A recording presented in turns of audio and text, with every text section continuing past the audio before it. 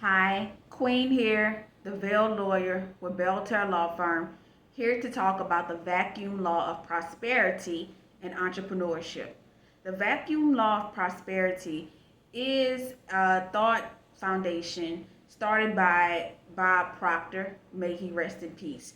The vacuum law of prosperity basically is stating that you have to make space for the good that you desire, not only in your personal life, but in your business life, in order for it to be made manifest and externalized within your reality.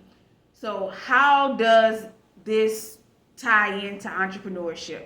Say, for instance, you are just starting out your business and you want, you know that you have for your yearly goal, you would like to have at least 200 customers for your year goal. You're doing some type of consulting work, so you're going to be charging around like $3,000 or $4,000 per client. So you want about 200 of those clients a year.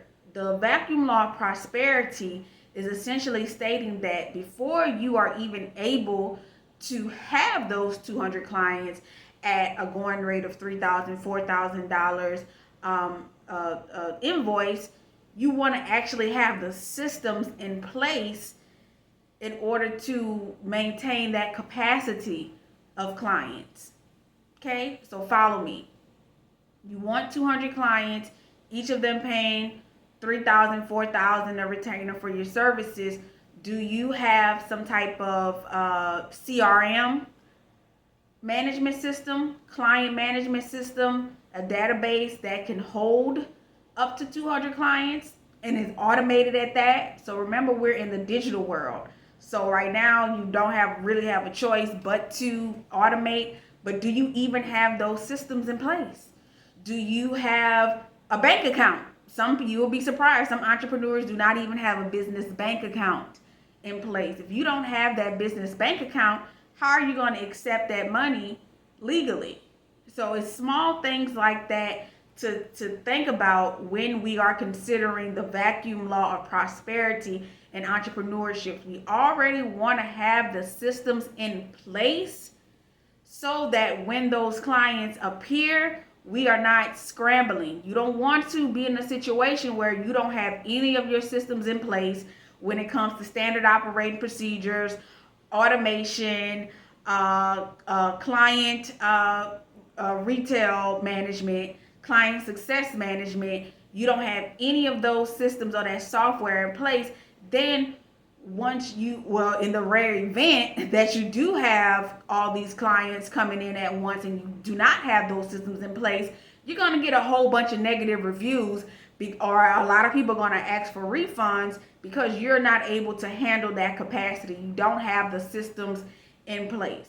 Do you have a business phone? There are free business phone lines out there. Do you have an online presence? How can people find you? It's actually simple things like that. It's not actually as complicated as a lot of people make it seem, but essentially that is what the vacuum law of prosperity means when it comes to entrepreneurship. You got to have those systems in place, guys. Even if you do not have the clientele right there at that specific moment, when you have the systems in place, that is sending a frequency out there to whatever you feel is it is. Some people say universe, some people say God, some people say that, but it does send an energetic frequency, and that's a scientific fact that you are ready. You are ready to withhold that amount of clientele, those amount of customers. You are mentally and physically ready to handle 200 clients at $3,000, $4,000 an invoice. So always keep the vacuum law of prosperity in mind when it comes to entrepreneurship. You don't want to be in a situation where you're telling yourself, I'll just wait until I get the clients. I'll just wait until I get the clients, and then I'll get all these systems. Then I'll do all of that. That is negative programming to your subconscious mind. Okay, I'm telling you, I have systems in place. I had certain systems in place from day one. You're not going to have your optimal system in place from day one, but you have to at least have a system in place in order for you to be able to externalize those ideal clients within your business reality. As you progress, as time goes on, as you grow, then your systems will grow. Your systems will be more succinct. Your systems will flow more easily because you'll be able to get that feel. You'll be in sync with not only your ideal clientele, but your ideal systems. So you can just really start off slow. Say, for instance, you do a lot of invoices and proposal. Use a good proposal software. So many proposal softwares out there, because you do not want to get a phone call and you have somebody who is seriously putting in a bid and you're scrambling trying to type up some type of proposal to send to them. That is one of the perfect examples of vacuum law prosperity.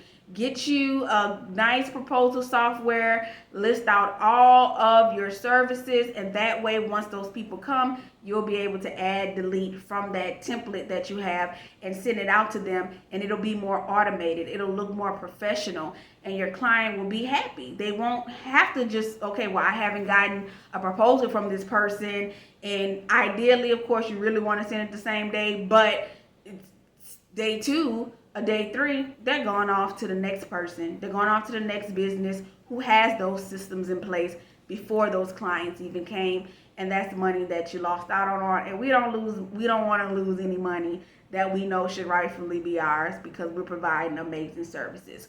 So Queen, the Veiled Lawyer, here to drop this jewel with you all about the law of the vacuum law of prosperity by Proctor and how it can tie into entrepreneurship. Leave any questions or comments below if you are watching the replay of this. Thank you.